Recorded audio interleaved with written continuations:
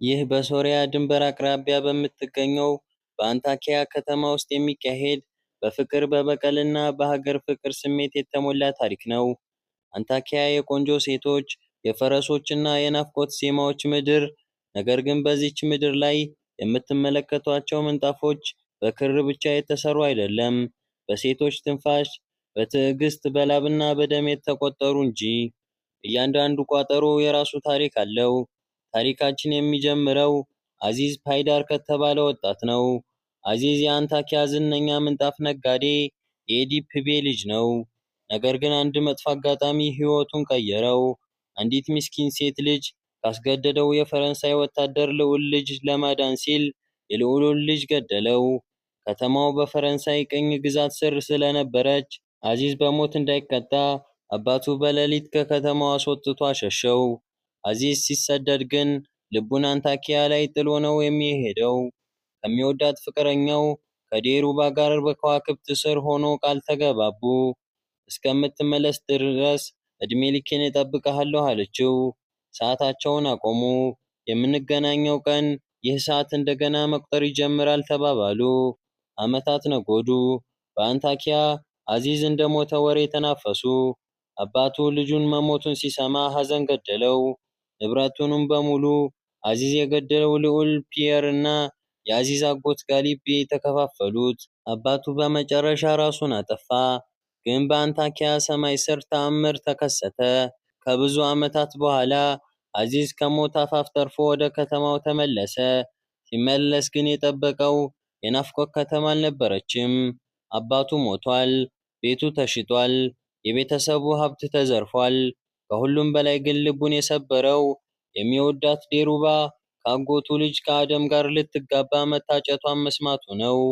አዚዝ በከተማው ጎዳኖች ላይ ሲዞር አንዲት ወጣት አገኘ። ኤፍናን በችግር የምትኖር ምንጣፍ በመሸመን የምታውቅ ግን ለአስተሳሰቧ የምትታገል ጀግና ሴት ናት። አባቷ ለዕዳ ሲል ሊሸጣት ሲል አዚዝ ደርሶ አዳናት። በሌላ በኩል ደግሞ ዙልፊቃር የተባለ አእምሮው ደከም ያለ ምስኪን ወጣት አዚዝ የገደለውን ወታደር እሱ እንደገደለ ተደርጎ በፈረንሳዮች ተሰቀለ። የእናቱ የሃቲቼ እምባና ጩኸት የአንታኪያን ምድር አናወጠው። አሁን አዚዝ ሁለት ትግሎች ይጠብቁታል። አንደኛው በአጎቱና በፈረንሳዮች የተወሰደበትን የአባቱን ክብርና ሀብት ማስመለስ፣ ሁለተኛው ደግሞ በዴሩባ ናፍቆትና በአዲሷ ነፃነት ወዳድ ኤፍናን መካከል ያለውን የልብ ትግል መቋቋም ነው። አንታኪያ አሁን በጸጥታ ውስጥ ነች።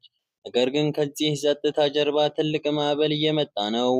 የሀገር ፍቅር ስሜት፣ የተከዳ ፍቅርና የበቀል እሳት በአንድ ላይ ሊነዱ ተዘጋጅተዋል።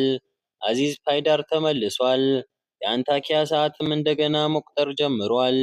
እጣ ፈንታ አንዳንድ ጊዜ በገዛ እጃችን የምንሰራውን፣ ሌላ ጊዜ ደግሞ እንደ ማዕበል መጥቶ የሚጠልፈን እንቆቅልሽ።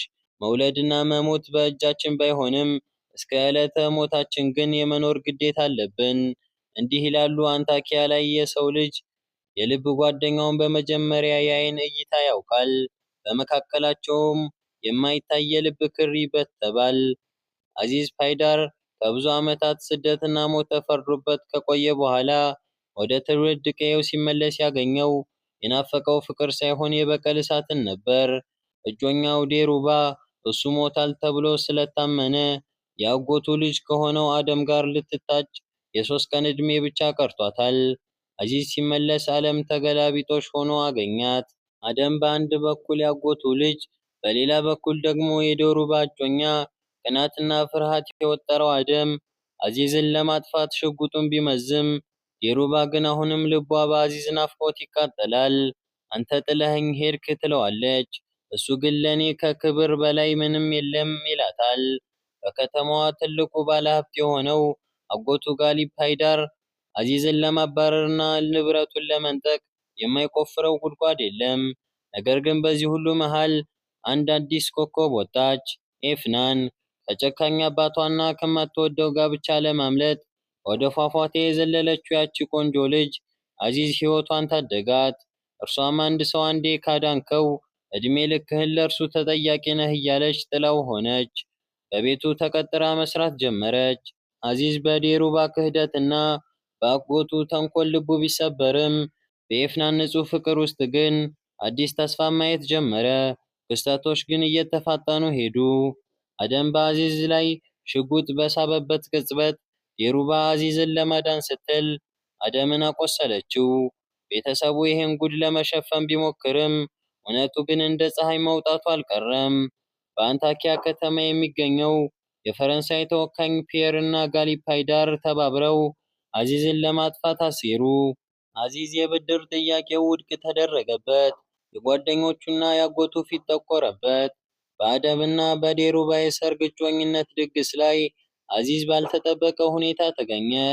በፈረንሳውያኑና በባንዳዎቹ ፊት ቆሞ እንዲህ አለ፣ እናንተ በዚህ ከተማ ላይ ስልጣን ሊኖራችሁ ይችላል፣ እኛ ግን የዚች ምድር ባለቤቶች ነን።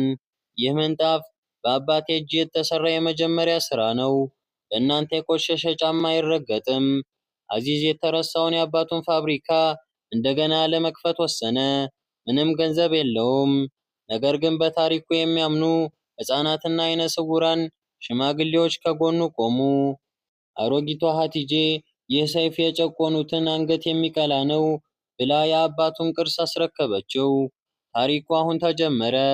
በአንድ በኩል ለዴሩባ ያለው የቆየ ፍቅር፣ በሌላ በኩል ደግሞ ለኤፍናን ያለው አዲስ ስሜት።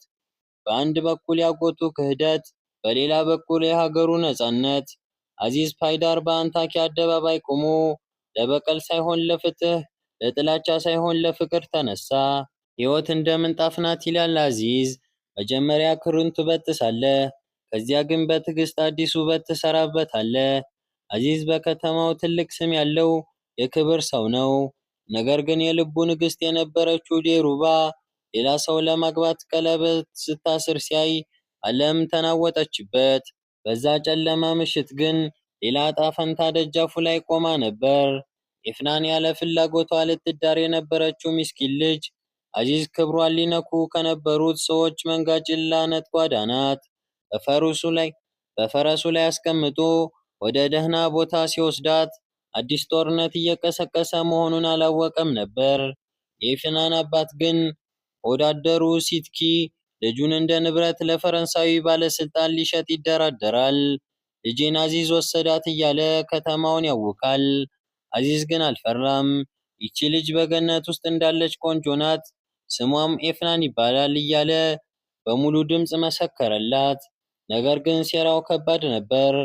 አዚዝን ለማጥፋት የሚሹ ጠላቶቹ ኤፍናንን ጠልፎ ወስዷል በሚል ክስ እስር ቤት ወረወሩት። ያኔ ነው እንግዲህ እውነተኛው የፍቅር መስዋዕትነት የታየው። ኤፍናን ለአዚዝ ያላትን ፍቅር እረፍት ነሳት። እሱ በእኔ ምክንያት መታሰር የለበትም ስትል በገዛ ፈቃዷ ወደ ጠላቶቹ ሄደች። እሱ ይፈታ እንጂ እኔ ያላፈቀርኩትን ሰው አገባለሁ ስትል ራሷን ሰጠች። አዚዝ ከእስር ሲፈታ የሰማው ነገር ግን ልቡን አደቀቀው። ኤፍናን እሱን ለማዳን ስትል ራሷን አሳልፋ መስጠቷን አወቀ። የፈረንሳዩ ባለስልጣን ፒየር ፊት ቆመ። ዓለምን የሚያንቀጠቅጥ ንግግር አደረገ። ፒየር ልጅቷን ለባሏ ስጣት ሲለው አዚዝ አይኖቹን አፍጥጦ ድምፁን አጉልቶ እንዲህ አለ፣ አይሆንም፣ ይቺ ልጅ ለማንም አትሰጥም፣ ምክንያቱም ኤፍናንን እኔ ራሴ አገባታለሁ።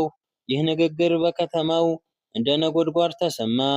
ዴሩባ በቅናት ስትቃጠል፣ ጠላቶቹ በድንጋጤ ሲንቀጠቀጡ፣ አዚዝ ግን ለፍቅሩና ለኤፍናን ክብር ሲል ሁሉንም ነገር ለውርርድ አቀረበ።